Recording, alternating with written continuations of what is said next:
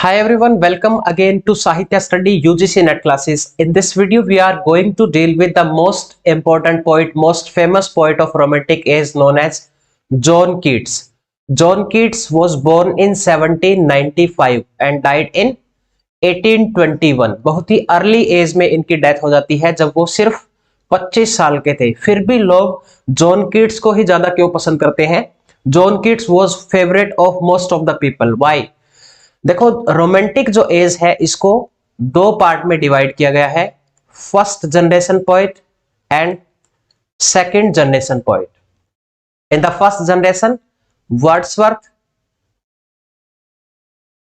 Wordsworth, Coleridge and Southey, they came in first generation poet, and the second generation poet PB Shelley, जिसको हम already discuss कर चुके हैं, John Keats and Lord Byron, they came in second generation poet. first generation poet also known as lake poet, इनको lake poet भी बोला जाता है. this is the most important point, and second generation poets are more romantic than first generation. तो John Keats को सबसे ज्यादा लोग पसंद क्यों करते हैं? क्यों सबसे ज्यादा फेवरेट है जॉन कीट्स लोगों का? क्योंकि जॉन कीट्स नेचर से बिना किसी रीजन के प्यार करते थे. लाइक वर्ड्सवर्थ की अगर हम बात करें तो वर्ड्सवर्थ नेचर को टीचर मानते थे. नेचर जो है वो हमें बहुत कुछ सिखाती है, नेचर डेवलप्स अवर कैरेक्टर. तो ये सारे रीजन थे वर्ड्सवर्थ के नेचर से जुड़े होने के. इसी तरह से एसटी कॉलरिज की हम बात करें तो वो मिस्टीरियस चीजों को ढूंढते थे, नेचर में मिथ को ढूंढते थे, इसलिए अपने वर्क्स में एसटी कॉलरिज ने मिस्टीरियस एलिमेंट्स को इंक्लूड किया है. इसी तरह से रॉबर्ट साउदे, तो ये नेचर से प्यार करते थे किसी न किसी रीजन के लिए. इसी तरह से पीबी शैले की अगर हम बात करें तो ये एक रिवोल्यूशनरी पोएट थे. ये मानते थे कि नेचर रिवोल्यूशन लेके आती है, नेचर चेंजेस लाती है. ठीक है, इस तरह से ये मानते थे कि नेचर जो है वो रिवोल्यूशनरी थिंग है. तो ये एक रिवोल्यूशनरी पोएट थे. इसी तरह से बायरन भी रिवोल्यूशनरी पोएट थे. अगर हम बात करें जॉन कीट्स की, तो कीट्स की जो पोएट्री है, अगर हम इनकी पोएट्री पढ़ेंगे तो इनकी पोएट्री में हम कभी भी ऐसा फील नहीं करेंगे कि कीट्स हमें कोई मॉरल लेक्चर दे रहा है या नेचर को फॉलो करने के लिए बोल रहा है या फिर किसी भी चीज को फॉलो करने के लिए जिससे हम नेचर से रिसीव कर सकते हैं. ऐसा जॉन कीट्स ने अपनी पोएट्री में कभी नहीं बोला. That is the reason he is the most favourite writer of people, even though he died in the age of 25. सिर्फ 25 साल की एज में ही इनकी डेथ हो जाती है. फिर भी लोग इनको बहुत ज्यादा पसंद करते हैं क्योंकि इनका कोई ऐसा पर्पस नहीं था कि वो नेचर से किसी रीजन के लिए प्यार करे. He loves nature just for the sake of love, बिना किसी रीजन के प्यार करते थे. He is the most sensuous poet in English literature. His poetry touches all our senses, like all the six senses, the five senses of touch and the six senses which we can feel throughout the Keats poetry, जिससे Keats की poetry के माध्यम से हम feel कर सकते हैं हमारी सिक्स सेंस से.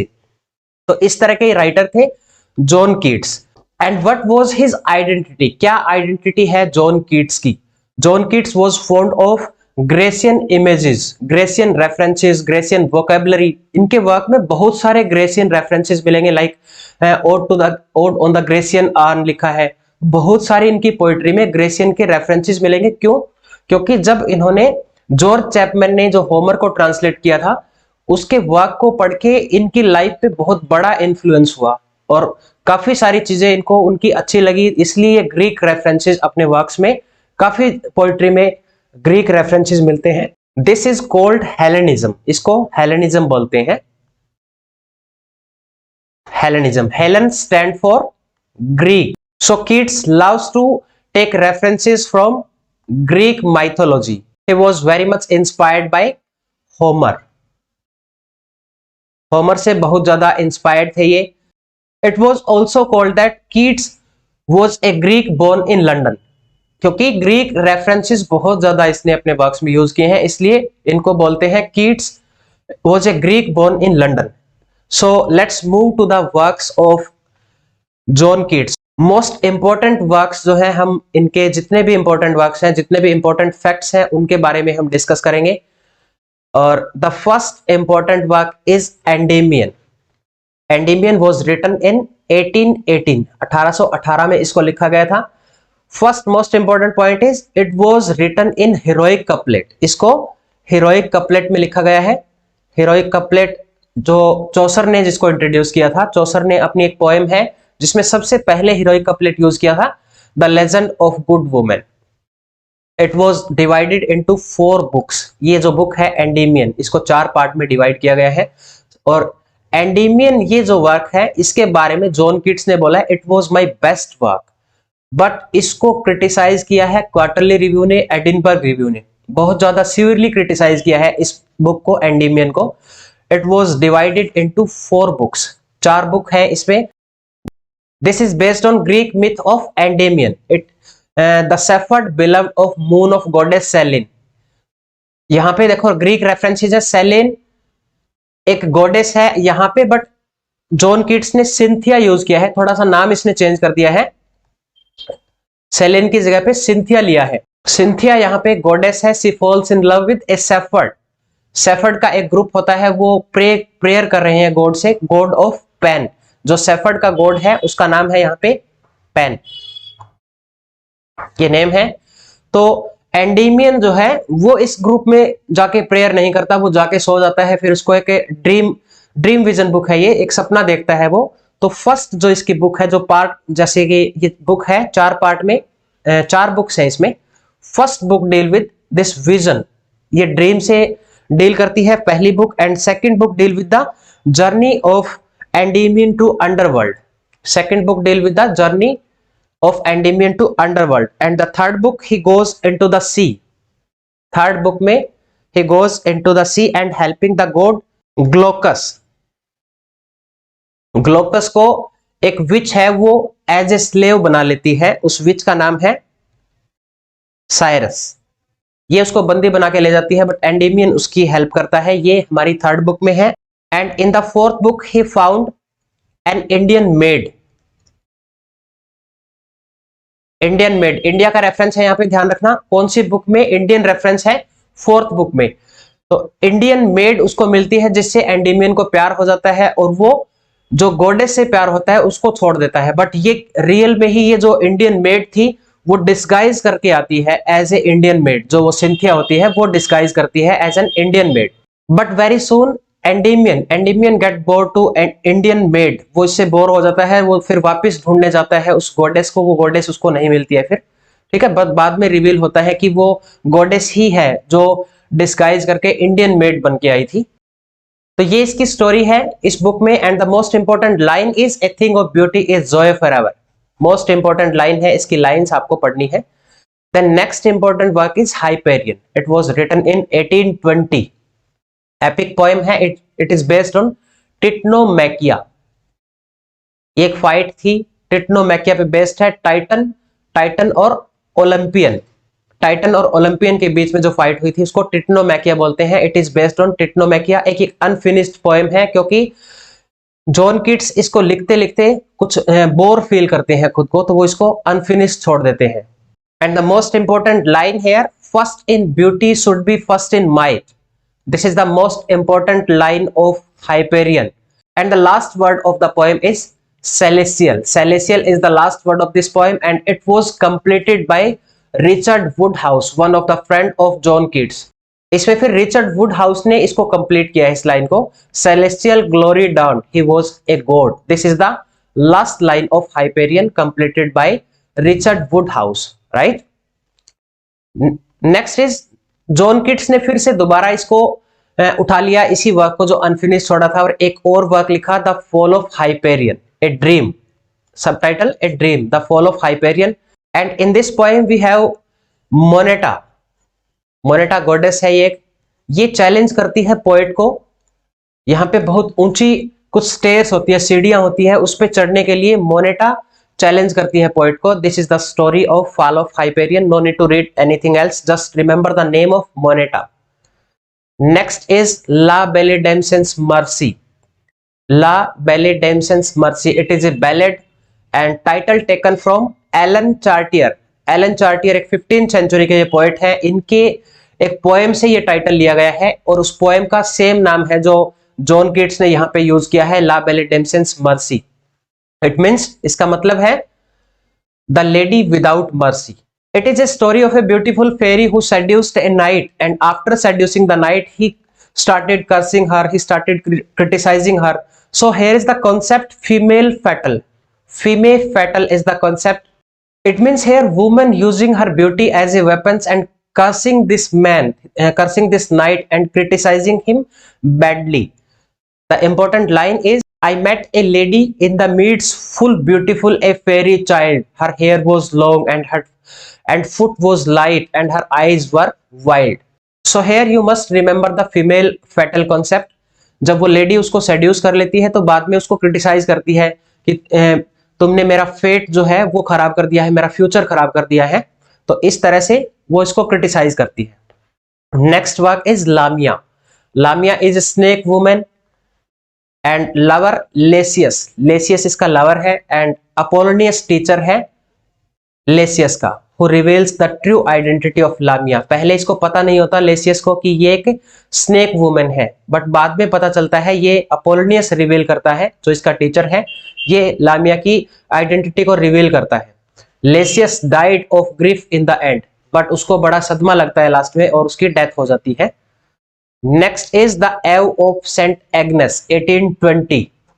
This is the most important, पहले कई बार क्वेश्चन यहां से पूछा गया है। It was written in Spenserian stanza. Most important point, Spenserian stanza में लिखा गया है, based on the saint of virgins died martyr in the 4th century on 20th of January.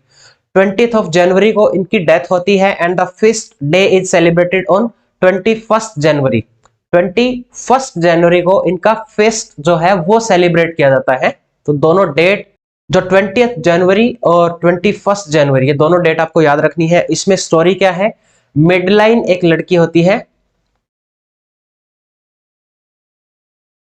ये लड़की प्रे करती है सेंट एग्नेस से कि जब वो सोने के लिए जाती है तो उसको सपना आए जो उसका लवर है वो उसको दिखाई दे, राइट। और जो इसका लवर होता है वो भी इससे मिलना चाहता है और एंजेलो की हेल्प से, एक ओल्ड लेडी है, एंजेलो की हेल्प से वो उसके घर में एंटर कर जाता है। और जब उसको उसकी नींद खुलती है मिडलाइन की, तो उसको रात को पहले से ही सपना आया था अपने लवर के बारे में, ठीक है। और जैसे ही वो आंखें खोलती है तो वो उसके सामने खड़ा होता है और वो दोनों भाग जाते हैं। This is the story of elopement of lovers Madeline and Porphyro. This is the story of Madeline and Porphyro, right. तो ये इसके बारे में है। आगे चलते हैं, ode to Psyche. Ode to Psyche was written in 1819। 1819 में इसको लिखा गया था। Psyche was a beautiful goddess.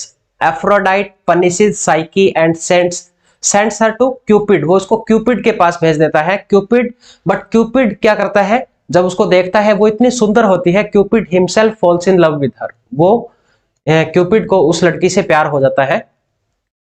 Odd to psyche के बारे में अभी मैं आपको बता देता हूं कि इसकी लाइंस जो है वो बहुत ज्यादा इंपॉर्टेंट है। You must remember the line, their lips touched not but had not bade adieu, the winged boy I knew but who was thou, oh happy happy thou. This is the most important line. And some commentary of critics, T.S. Eliot said perhaps the ode to Psyche is enough for his reputation. John Keats के बारे में बोला है T.S. Eliot ने कि सिर्फ ode to Psyche जो है वो उसकी रेपुटेशन बनाने में काफी है, यही एक poem. Then Harold Bloom, he comments, the poem has little to do with the accepted myth. This is commentary by Harold Bloom. Next work is ode on Grecian urn. यहां भी काफी सारे ग्रीक रेफरेंसेस जॉन कीट्स ने use किए हैं। The opening line is, thou still and ravished bride of quietness, thou foster child of silence and slow time. This is the most important line. Next important line is, heard melodies are sweet but those unheard are sweeter. This is the favourite line of writers. And the last line is, beauty is truth, truth is beauty, that is all you know on earth you need to know. ये important lines हैं ode to psyche से। Odd to psyche को आपको अच्छे से, इसका जो text है, लाइंस है, वो अच्छे से पढ़नी है। मोस्ट इंपॉर्टेंट है, पेपर में इनकी लाइंस पूछी जाती है रोमांटिक राइटर्स की। अगला वर्क है फिर ओड टू इंडोलेंस। इसमें ओड टू इंडोलेंस में तीन चीजें हैं डिस्क्राइब की है, hair dressed in placid sandals and white robes. 3 ये चीजें हैं, इनके साथ ये स्टोरी शुरू होती है। Ambition, love and पोएजी। Ambition, love and पोएजी, यहां से भी क्वेश्चन पूछा गया है नहीं का देके कि कौन सा ओड टू इंडोलेंस में ये चीजें नहीं है। तो एम्बिशन, लव, पोएजी और रिलीजन था शायद वो क्वेश्चन में, तो आपको एलिमिनेट करना था religion. Next is ode to nightingale. This is the most important poem. इसकी भी लाइंस आपको पढ़नी है। It describe Keats journey into the state of negative capability. Negative capability को यहाँ पे कॉइन किया है जॉन कीट्स ने, and specially primarily use for the work of Shakespeare. Negative capability वाला कंसेप्ट भी आपको अच्छे से याद करना है। उसके बाद on first looking into Chapman's Homer. देखो स्टार्टिंग में ही बताया था मैंने, चैपमैन की जो ट्रांसलेशन है, होमर को ट्रांसलेट किया है जॉर्ज चैपमैन ने, और इस पे पोएम लिखी है जॉन कीट्स ने, on first looking into Chapman's Homer. Lines है, much I have travelled in the realms of God. It means Greek objects are more loved by John Keats as compared to others, and it demonstrates the emotional power of a great work to create epiphany into the beholder. This is the most important opening line, याद रखनी है। Much have I traveled in the realms of God. This is the most important line. Then next is Isabella or the Port of Basil. ये भी एक love story है। इसमें एक लड़की है, एक यंग बॉय से वो प्यार करती है, but girls father doesn't like the boy and he killed the boy. उसमें इस कहानी में जो ये फादर है इस लड़की का, वो इस लड़के का सिर काट देता है, और सिर काटकर वो इजाबेला को देता है वो as a gift. But Isabella उसका क्या करती है, plants the head of the boy and watering it time to time, तो इट रिजल्टेड फ्लावर्स। इससे फिर फ्लावर्स बन जाता है। ये उसका जो सिर होता है उस लड़के का, उसको प्लांट कर देती है, ठीक है, फिर उससे फूल निकलते हैं काफी सारे। This is the story of Isabella. इस स्टोरी को अडॉप्ट किया गया है बोकासियो के एक वर्क से, डी कैमरॉन से। इसको मिडिल एज में सेट किया गया है। Next, sleep and poetry. सिर्फ टाइटल पढ़ना है। Ode to autumn. Ode to autumn की लाइन पढ़नी है, मोस्ट इंपॉर्टेंट है। देखो कीट्स के बारे में मैंने पहले ही आपको बताया था, कीट्स सिर्फ नेचर से for the sake of love, सिर्फ बिना किसी रीजन के वो नेचर से प्यार करता था। अब देखो बहुत सारे राइटर्स आपने देखे होंगे, वो स्प्रिंग सीजन पे मोस्टली राइटर लिखते हैं, बट ऑटम के बारे में कौन लिखता है? यही एक रीजन था कि कीट्स को लोग बहुत ज्यादा पसंद करते थे। It is A meditation on death, और यहाँ पे रेफरेंस है पेटरलू मैस्क्रे का। पेटरलू की जो फाइट थी उसका रेफरेंस यहाँ पे लिया गया है। इसके बाद अगला वर्क है bright star. Bright star and Otho the great. ये सिर्फ आपको टाइटल पढ़ना है। ओथो द ग्रेट ये एक ट्रेजेडी है। जॉन कीट्स की डेथ के बाद इस वर्क को पब्लिश किया गया था, but it was a flop work, ठीक है, ये फ्लॉप हो गया था, कोई ज्यादा लोगों ने पसंद नहीं किया। इसका सबटाइटल है a tragedy in 5 acts. This is the most important works of John Keats. As a criticism point of view से भी जॉन कीट्स काफी इंपॉर्टेंट है, जैसे कि इन्होंने नेगेटिव कैपेबिलिटी का कॉन्सेप्ट दिया है, तो ये आपको याद रखने हैं। तो हम इसके क्रिटिसिज्म में पढ़ेंगे नेगेटिव कैपेबिलिटी को डिटेल में। So this is all about today. If you like the video please subscribe the channel and press the bell icon so you will get the notification of the upcoming videos. Be safe, stay connected, best of luck.